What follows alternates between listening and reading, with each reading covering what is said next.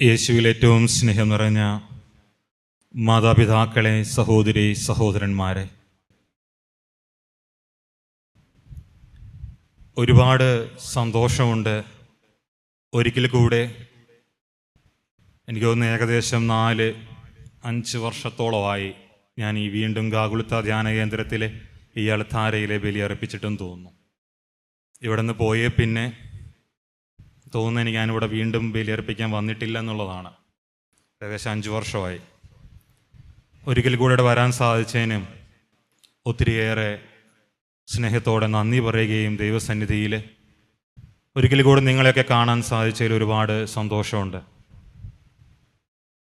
ഇന്നേ ദിവസം നമ്മൾ പ്രധാനമായിട്ടും 2 കാര്യങ്ങളാണ് ഓർക്കുന്നത്. ഒന്ന്, ഈശോയുടെ തിരുഹൃദയ തിരുനാൾ. 2, ഈ ഗാഗുൽത്തായെ സംബന്ധിച്ച് ഇന്ന് ഗാഗുൽത്ത ഫ്രൈഡേ ആണ്. കുരിശിൻ്റെ പുറകെയുള്ള യാത്രയാണ് ഇന്ന്. സ്നേഹമുള്ളവരെ, നമ്മുടെ ജീവിതത്തിൽ ദൈവം നൽകുന്ന ചില സഹനങ്ങൾ, ചില വേദനകൾ 2 കൈയും നീട്ടി സ്വീകരിക്കാനായിട്ട് നമ്മൾ തയ്യാറാകുമ്പോൾ അത് വലിയ ഒരു അനുഗ്രഹത്തിന് കാരണമായിട്ട് മാറും. ചിലപ്പോൾ അന്നേ ദിവസം തന്നെ ആയിരിക്കണമെന്നില്ല, ആ നിമിഷം തന്നെ ആയിരിക്കണമെന്നില്ല. പക്ഷേ വരും ദിവസങ്ങളിൽ, വരും വർഷങ്ങളിൽ അത് വലിയ അനുഗ്രഹത്തിന് കാരണമായിട്ട് മാറും. ചിലരൊക്കെ ഓർക്കുന്നുണ്ടായിരിക്കും, 2020-21 കാലഘട്ടത്തിൽ 18 മുതൽ 20 വരെയാണ് ഞാനിവിടെ ഉണ്ടായിരുന്നത്. ഞാനിവിടെ നിന്ന് മാറിപ്പോകുമ്പോൾ ആൻ്റണി അച്ഛൻ ചിലപ്പോൾ പറഞ്ഞു കാണും, ദില്ലച്ചൻ പഠിക്കാനായിട്ട് ഓസ്ട്രിയയ്ക്ക് പോവുകയാണെന്ന്. അങ്ങനെയാണ് ഇവിടെ എല്ലാവരോടും പറഞ്ഞതൊക്കെ. പ്രോവിൻസിനെ വിട്ടതും ഏകദേശം അതിനൊക്കെ തന്നെയാണ്. പക്ഷെ അവിടെ ചെന്നിട്ട് 1 വർഷം കഴിഞ്ഞപ്പോൾ അവിടുത്തെ ഒരു ലിസ്റ്റിലും ഇല്ലാതിരുന്നാണ് എൻ്റെ പേര്.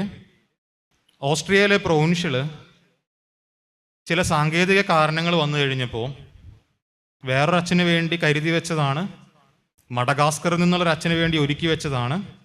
പക്ഷേ എന്തൊക്കെയോ ചില കാരണങ്ങൾ കൊണ്ട് എൻ്റെ അടുത്ത് ചോദിച്ചു, തൽക്കാലം പഠിക്കുന്നതൊന്ന് മാറ്റിവെക്കാവോ, നമ്മുടെ ഒരു ആശ്രമത്തിൻ്റെ ചാർജ് ഏറ്റെടുക്കാവോ, ആ ഒരു ആശ്രമത്തിൻ്റെ ഗാർഡിയൻ ആകാവോ. ഞാൻ പറഞ്ഞു, എൻ്റെ പ്രൊവിൻഷ്യൽ സമ്മതിക്കുകയാണെങ്കിൽ എനിക്ക് കുഴപ്പമില്ല.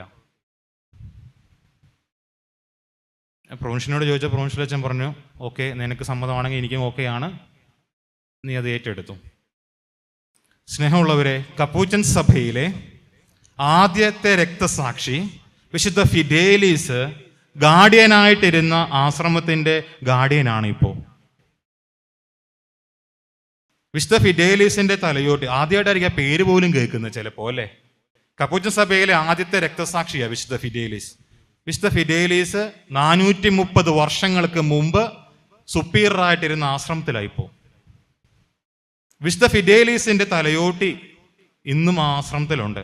എല്ലാ ബുധനാഴ്ചയും ആ തലയോട്ടി അൾത്താരയിൽ വെച്ചിട്ടാണ് ബലിയർപ്പിക്കുന്നത്. എല്ലാ വർഷവും ഏപ്രിൽ 24-ാം തീയതി നഗരം ചുറ്റി പ്രദക്ഷിണമുണ്ട് ഈ തലയോട്ടിയുമായിട്ട്. ആദ്യമായിട്ടാ ഓസ്ട്രിയയ്ക്ക് പുറത്തു നിന്നുള്ള ഒരാൾ അവിടെ സുപ്പീരിയറായിട്ട് വരുന്നത്. സ്നേഹമുള്ളവരെ, നമ്മുടെ ജീവിതത്തിൽ ഇവിടുന്ന് പോകുമ്പോൾ എനിക്ക് ഭയങ്കര വിഷമമായിരുന്നു. ആന്റണിച്ചനായിട്ടുള്ള കമ്പനിയൊക്കെ വിട്ട് പോകേണ്ടി വരുമല്ലോ എന്ന്, നാട്ടിൽ നിന്ന് തന്നെ പോകേണ്ടി വരുമല്ലോ എന്ന് തിരിച്ചു വരാൻ പറ്റുമെന്ന് ഉറപ്പൊന്നുമില്ലായിരുന്നു. പക്ഷെ ദൈവം നമ്മളെ കൊണ്ടു നടക്കുന്ന ചില വേദനകള്, ചില ദുഃഖങ്ങള്, ചില സങ്കടങ്ങള്, ചില മുള്ളുകള് നമ്മുടെ ജീവിതത്തിലെ വലിയ വലിയ അനുഗ്രഹങ്ങൾക്ക്, നമ്മുടെ ജീവിതത്തിലെ വലിയ വെളിച്ചത്തിന്, മറ്റുള്ളവർക്ക് ഒരുപാട് അനുഗ്രഹമായിട്ട് മാറാനായിട്ട് കാരണമാകും എന്നുള്ളതാണ്. ഇന്നും ഒരുപാട് പേര് ആ വിശുദ്ധന്റെ അടുത്ത് വന്ന് പ്രാർത്ഥിക്കുന്നുണ്ട്. ആ വിശുദ്ധന്റെ തലയോട്ടിയുടെ മുമ്പിൽ ഞങ്ങളൊരു പുസ്തകം വെച്ചിട്ടുണ്ട്, നിയോഗങ്ങൾ എഴുതാൻ വേണ്ടിയിട്ട്. ഇത്രയും പോകുന്ന പുസ്തകമാണ്, അത്യാവശ്യം നല്ല കട്ടിയുണ്ട്, 350 പേജൊക്കെ ഉള്ള പുസ്തകമാണ്. എല്ലാ 2-3 ആഴ്ച കൂടുമ്പോൾ ഓരോ പുസ്തകം മാറ്റണം. നിയോഗങ്ങൾ എഴുതുന്നതും അനുഗ്രഹങ്ങൾ കിട്ടിയത് വന്ന് എഴുതുന്നതുമാണ്. അത്രയും അടുത്ത് ഒരു വിശുദ്ധന്റെ കൂടെ ഒരു വിശുദ്ധമായ സ്ഥലത്ത്, വിശുദ്ധമായ ആശ്രമത്തില്. നമ്മുടെ യോഗ്യത കൊണ്ടൊന്നുമല്ല പ്രിയ സഹോദരരെ, അത് ദൈവം നമുക്ക് വേണ്ടി ഒരുക്കി വെക്കുന്ന ചില അനുഗ്രഹങ്ങളാണ്. അത് എൻ്റെയും നിങ്ങളുടെയും ഒക്കെ ജീവിതത്തില് ദൈവം ഒരുക്കി വെക്കുന്ന അനുഗ്രഹങ്ങളാണ്. ആ അനുഗ്രഹത്തിലേക്ക് ചിലപ്പോൾ ചെറിയ ചെറിയ വേദനകളിലൂടെയും സങ്കടങ്ങളിലൂടെയും ഒക്കെ കടന്നു പോകേണ്ടതായിട്ട് വരും എന്നുള്ളതാണ്. ഈശോയുടെ തിരുഹൃദയ തിരുനാൾ ആഘോഷിക്കുമ്പോൾ ആ തിരുഹൃദയത്തോട് ചേർന്ന് നിൽക്കാൻ, ആ കരുണയോടുകൂടെ ദൈവത്തിൻ്റെ കരുണയിൽ ആശ്രയിച്ചുകൊണ്ട് എൻ്റെ ജീവിതത്തിലെ ബുദ്ധിമുട്ടുകളെയും പ്രയാസങ്ങളെയും പ്രതിസന്ധികളെയും തരണം ചെയ്യാനായിട്ട് നമുക്ക് സാധിക്കുമ്പോൾ, ലൂക്കാ സുവിശേഷകൻ വളരെ ഭംഗിയായിട്ട് പറഞ്ഞു വെക്കുന്നുണ്ട്, ദൈവത്തിൻ്റെ മുഖം കരുണയാണ്. തിരുഹൃദയത്തിൻ്റെ ഏറ്റവും വലിയ ഗുണമെന്ന് പറയുന്നത് കരുണയാണ്, സ്നേഹമാണ്. കരുണയോടുകൂടെ ഈ ലോകത്തെ നോക്കുന്ന ഒരു ദൈവം നമുക്കുണ്ട് എന്നുള്ളതാണ്. സുവിശേഷത്തിലെ തുടക്കം മുതൽ ഒടുക്കം വരെ നമ്മൾ വായിക്കുമ്പോൾ കരുണയോടെ അല്ലാത്ത ഈശോയെ കാണാൻ സാധിക്കുന്നില്ല. തൻ്റെ അടുത്തേക്ക് കടന്നു വരുന്ന വേദനിക്കുന്നവര്, രോഗമുള്ളവര്, അല്ലെങ്കിൽ സാധാരണക്കാരായ എല്ലാവരും തൻ്റെ അടുത്തേക്ക് ആരൊക്കെ കടന്നു വന്നോ അവരെയൊക്കെ കരുണയോടുകൂടെ മാത്രമേ ഈശോ സ്വീകരിച്ചിട്ടുള്ളൂ. കരുണയോടുകൂടെ അല്ലാതെ ഒരാളെയെങ്കിലും ഈശോ സ്വീകരിക്കുന്ന സുവിശേഷം കാണാനായിട്ട് സാധിക്കില്ല. ഇന്നത്തെ തിരുഹൃദയ തിരുനാൾ ആഘോഷിക്കുമ്പോൾ ആ കരുണയിൽ ആശ്രയിക്കാൻ, ആ കരുണയെ മുറുകെ പിടിക്കാൻ, അത് നമ്മുടെ ജീവിതത്തിലും മറ്റുള്ളവർക്കും പകർന്നു കൊടുക്കാൻ നമ്മൾ തയ്യാറാകുമ്പോൾ, നമ്മുടെ ജീവിതത്തിലെ മുള്ളുകള്, നമ്മുടെ ജീവിതത്തിലെ സഹനങ്ങള്, നമ്മുടെ ജീവിതത്തിലെ വേദനകള്, രോഗങ്ങളൊക്കെ വളരെ എളുപ്പത്തോടുകൂടെ ദൈവാനുഗ്രഹത്തോടുകൂടെ തരണം ചെയ്യാനായിട്ട്, അത് വലിയ വലിയ അനുഗ്രഹങ്ങൾക്ക് കാരണമായിട്ട് മാറാൻ സാധിക്കും എന്നുള്ളതാണ്. നമ്മൾ ഓരോരുത്തരും നമ്മുടെ ജീവിതത്തിലേക്ക് ഒന്ന് തിരിഞ്ഞു നോക്കിയാൽ മതി. നമ്മൾ ഓരോരുത്തരും നമ്മുടെ ജീവിതത്തിലേക്ക് ഒന്ന് തിരിഞ്ഞു നോക്കിയാൽ മതി. വ്യക്തിപരമായിട്ട് നമ്മുടെ ജീവിതത്തിൽ നമ്മൾ കടന്നു വന്ന വഴികളെ ഒന്ന് വിലയിരുത്തിയാൽ മതി. ആ വഴികളിൽ ഉണ്ടായിരുന്ന വേദനകള്, ആ വഴിയിലെ ചില ദുഃഖങ്ങള്, ചില കഷ്ടപ്പാടുകള് എനിക്ക് നൽകിയ അനുഗ്രഹം എന്താണ് എന്ന് കണ്ടെത്താനായിട്ട്, മനസ്സിലാക്കാനായിട്ട് നമുക്ക് സാധിക്കും. ഒന്ന് തിരിഞ്ഞു നോക്കിയാൽ മതി, ഒന്ന് നമ്മെ തന്നെ വിലയിരുത്തിയാൽ മതി. അപ്പൊ ഓരോ വേദനകളും, ഓരോ ദുഃഖങ്ങളും, ഓരോ സഹനങ്ങളും ഒന്നിന്റെയും അവസാനമല്ല, അത് എന്തിൻ്റെയൊക്കെയോ അനുഗ്രഹത്തിന്റെ ആരംഭമാണ് എന്ന് നമ്മൾ തിരിച്ചറിയുക. ഒന്നും ഒന്നിന്റെയും അവസാനമല്ല, അത് ചിലതിൻ്റെയൊക്കെ, ചില അനുഗ്രഹങ്ങളുടെയൊക്കെ ആരംഭമാണ്.